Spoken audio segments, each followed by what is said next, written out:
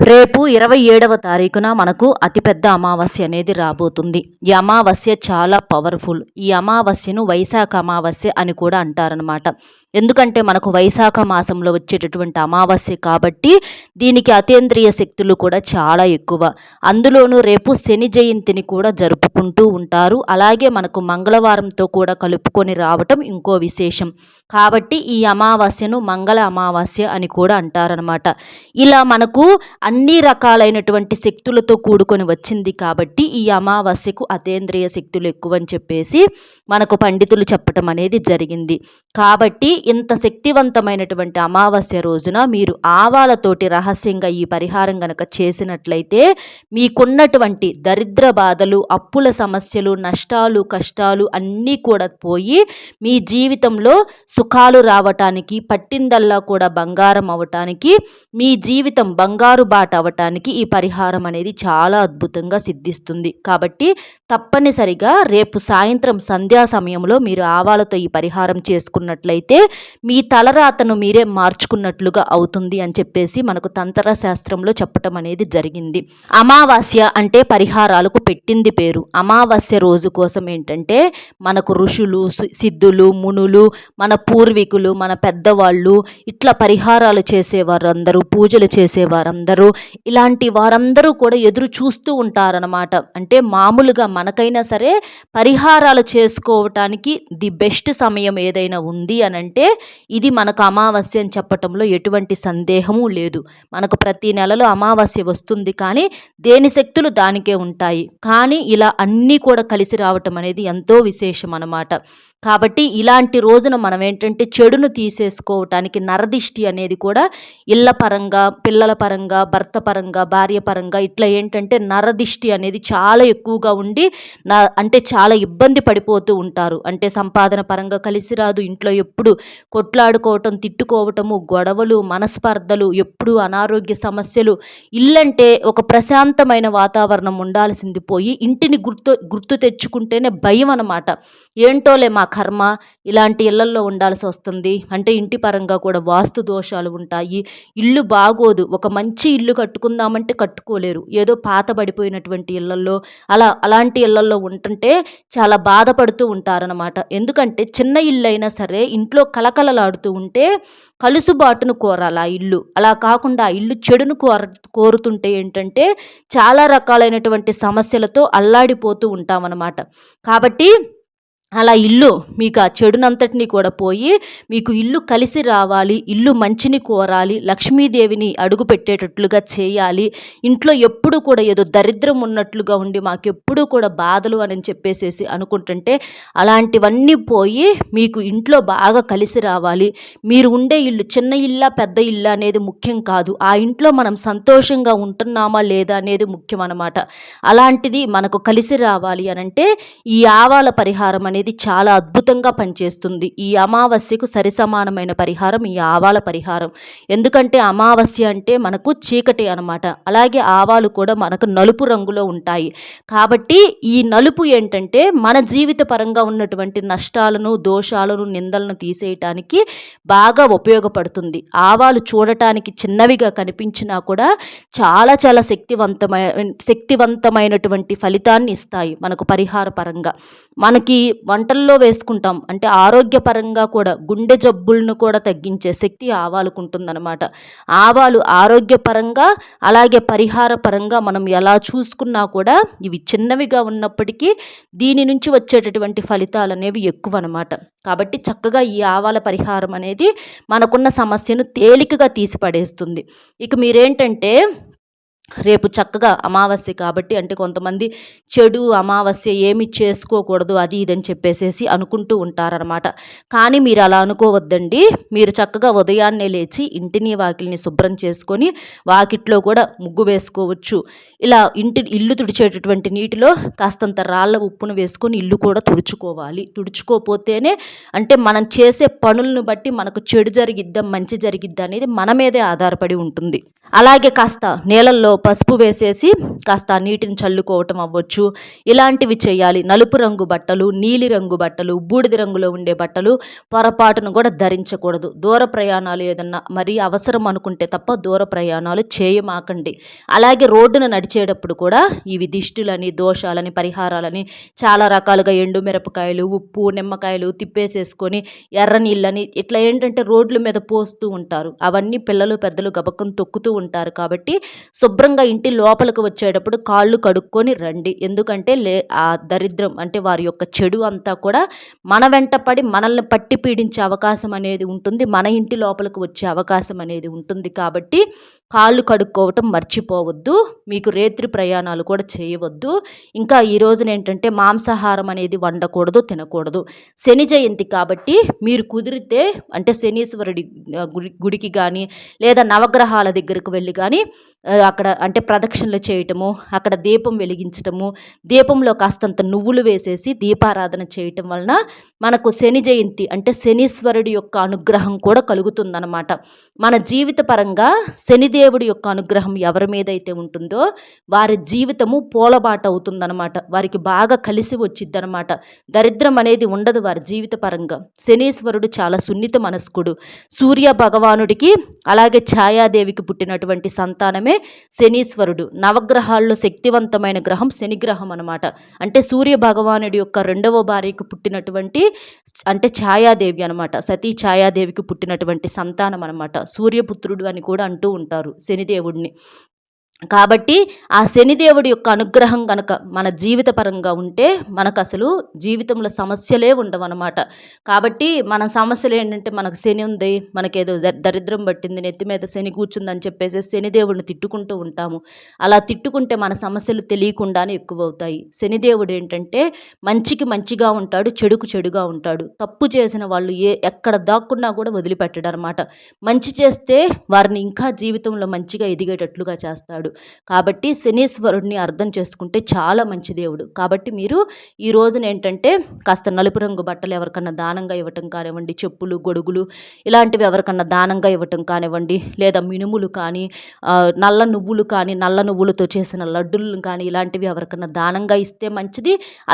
అలాగే దీపంలో కూడా అంటే నవగ్రహాల దగ్గర నువ్వుల నూనె అలాగే నల్ల నువ్వులు వేసి దీపం వెలిగిస్తే మీకున్నటువంటి ఆ శని దోషాలు పూర్తిగా తొలగిపోతాయి. ఈ రోజున ఏంటంటే చింతపండు పులుసులు సంబంధించిన కూరలు ఏవి తినకూడదు, చింతపండును వాడకూడదు. అందులో మనకు మంగళవారం కాబట్టి ఏంటంటే ఇవి ఎరుపు రంగులో ఉండే టమాటాలు, ఎరుపు రంగులో ఉండే కూరగాయలు, పప్పు, ఎర్ర కందిపప్పు, టమాటాలు ఇలాంటివి వండుకోకూడదు, తినకూడదు. అలాగే ఎరుపు రంగు బట్టలు కూడా ధరించకూడదు. ఇలాంటి నియమాలు కూడా మీరు తప్పనిసరిగా పాటించాలి. మీకు అవకాశం కుదిరితే ఆవులకు కానీ కుక్కలకు కానీ ఏదన్నా కాకి కానీ అంటే పితృదేవతలు కూడా తిరుగుతూ ఉంటారు. అమావాస్య కాబట్టి కాకులకు మీరు ఆహారంగా పెట్టడం వలన పితృదేవతల యొక్క ఆశీర్వాదం దొరుకుతుంది. పితృదోషాలన్నీ కూడా తొలగిపోతాయి అన్నమాట. కాబట్టి ఇలాంటి నియమాలు కూడా మీరు తప్పనిసరిగా పాటించాలి. మూగజీవుల్ని హింసిస్తే మాత్రం శనిదేవుడి యొక్క ఆగ్రహానికి గురవుతారు. ఇంట్లో కూడా మీరు తప్పనిసరిగా మీకు చేతనైనంత వరకు సింపుల్గా పూజ చేసుకోండి. అంటే దీపారాధన చేసుకోండి. దీపం ఏంటంటే లక్ష్మీదేవి రూపం. అమావాస్య అంటే అసలు లక్ష్మీదేవికి చాలా ఇష్టం అన్నమాట. లక్ష్మీదేవికి పూజలు చేసుకుంటూ ఉంటారు. దీపారాధన చేసుకుంటే లక్ష్మీదేవి ముందర మీకు చాలా మంచి జరుగుతుంది. మీకున్నటువంటి దరిద్ర సమస్యలన్నీ పోయి ఇంట్లో ఉన్నటువంటి జ్యేష్ఠాదేవి కూడా బయటికి వెళ్ళిపోయి మీకు లక్ష్మీదేవి కోట్ల రూపాయలతో అడుగు పెడుతుంది. మీరింట్లో ఏంటంటే ఆవు నెయ్యితో కానీ లేదా నువ్వుల నూనెతో కానీ మీరు దీపం వెలిగించినట్లయితే మీకు చాలా మంచి జరుగుతుంది. మీకు బాగా కలిసి వస్తుందన్నమాట. అలాగే ఈరోజు మంగళవారం కూడా కలిసి వచ్చింది కాబట్టి మీకు కుదిరితే దగ్గరలో ఉన్నటువంటి ఆంజనేయ స్వామి గుడికి వెళ్ళి రావటం కానివ్వండి, లేదా ఇంట్లోనే ఆంజనేయ స్వామికి నమస్కారం చేసుకొని ఓం శ్రీ ఆంజనేయ నమః అనేటటువంటి మంత్రాన్ని చెప్పుకోవటం వల్ల కానీ మీకు చాలా మంచి జరుగుతుంది. జై శ్రీరామ్ అని చెప్పుకోవచ్చు, జై హనుమాన్ అని చెప్పుకోవచ్చు. ఇలా మంత్రాన్ని మనం జపించడం వలన కూడా మనకు మంచి జరిగే అవకాశం అనేది ఉంటుందన్నమాట. కాబట్టి తప్పక ఇలాంటి నియమాలు పాటిస్తూ మీరేంటంటే ఒక గాజు బౌల్లో కానీ లేదా ఒక మట్టి ప్రమిదలో కానీ ఆవాలను తీసుకోండి. తీసుకున్న తర్వాత దాంట్లో చిటికెడంత పసుపు, కుంకుమ, బొగ్గు ఉంటుంది కదా, ఒక బొగ్గు అందుబాటులో లేకపోతే ఒకటి అంటే మేకు లాంటిది ఉంటుంది కదా, అదొకటైనా సరే తీసుకోండి. ఇనుపది మేకు ఉంటుంది కదా, మనం గోడలకు కొట్టుకుంటాం కదా, ఆ మేకైనా సరే తీసుకోండి. బొగ్గు ఉంటే బొగ్గు చాలు ఒక పీసు, లేదా ఆ ఇనుప సేలు ఉంటే ఒకటి మేకు మేకు తీసేసుకోండి. తీసుకున్న తర్వాత ఇవన్నీ కూడా మీరేంటంటే ఇక్కడ చూపించినట్లుగా బౌల్‌లో వేసుకొని మీరు దండం పెట్టుకొని పూజ చేసినప్పుడు పూజ దగ్గర కూడా పెట్టుకొని వాటిని దండం పెట్టుకోవాలనమాట. ఇక్కడ బొగ్గు ఏంటంటే నలుపు రంగులో ఉంటుంది. అంటే మన జీవిత పరంగా ఉన్నటువంటి శనిని ఏలినాటి శని, అర్ధాష్టమ శని, మనకున్నటువంటి దోషాలను, పాపాలను తీసేయటానికి బొగ్గు అనేది చాలా శక్తివంతంగా ఉపయోగపడుతుంది. బొగ్గు దరిద్ర బాధలన్నింటినీ కూడా తీసివేస్తుంది.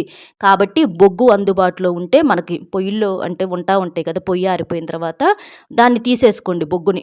అది వేసేసుకోండి. అలా తీసుకోవటం వలన చాలా మంచి జరుగుతుంది. అవకాశం లేదు మేము సిటీల్లో ఉన్నాము అనుకుంటే గోడకు కొట్టుకునే మేకులు ఉంటాయి కదా, అది ఒకదాన్ని తీసేసుకోండి. తీసేసుకొని ఈ పసుపు కుంకుమ ఆ బొగ్గు లేకపోతే మేకు పెట్టేసేసి మీ ఇంట్లో ప్రతి రూమ్లో కూడా కలిగి తిప్పాలి.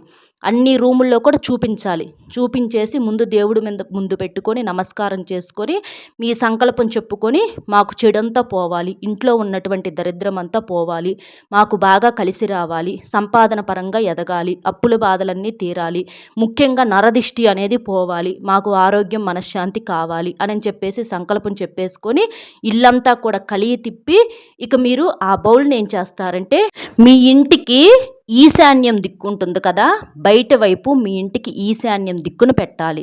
ఏది ఇంటి లోపలంతా కలిగి తిప్పిన తర్వాత మీ మనసులో ఏదైతే సంకల్పం ఉంటుందో అది గట్టిగా చెప్పుకొని మీ ఇంటికి ఈశాన్యం మూలన బయట వైపు పెట్టాలన్నమాట. ఏది ఆ రోజు రాత్రి అంతా, అమావాస్య రోజు రాత్రి మొత్తం అలా పెట్టేసేసి వదిలేసేయండి.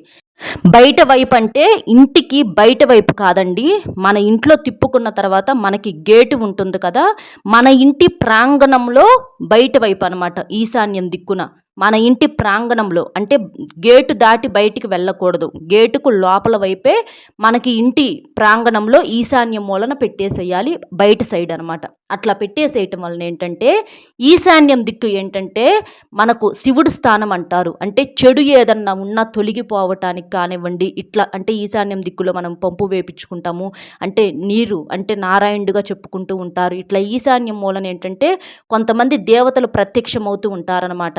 మనకు చెడును తీసేసుకోవటానికి ఏదన్నా ఉన్నా కూడా మంచిగా అక్కడ ఈశాన్యం మూలను పెట్టుకోవటం ఒక మంచి స్థానంగా చెప్పుకోవచ్చు అనమాట. అంటే ఈశాన్యం దిక్కును మీరు పెట్టుకున్నట్లయితే మీకు 4 వైపుల నుంచి ఉన్నటువంటి సమస్యలు ఏవైనా సరే అవన్నింటినీ కూడా మీరు రాత్రంతా అలా ఉంచడం వలన మొత్తం కూడా గ్రహించేస్తుంది అనమాట. ఈ బౌల్లో వేసినటువంటి ప్రతిదీ కూడా మందే.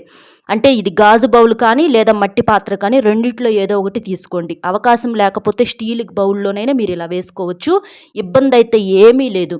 ఇందులో వేసినటువంటి ప్రతిదీ కూడా చాలా పవర్ఫుల్. మీరు మేకని చెప్పుకున్నాం కదా, బొగ్గు ఉంటే బొగ్గు వేసుకోండి.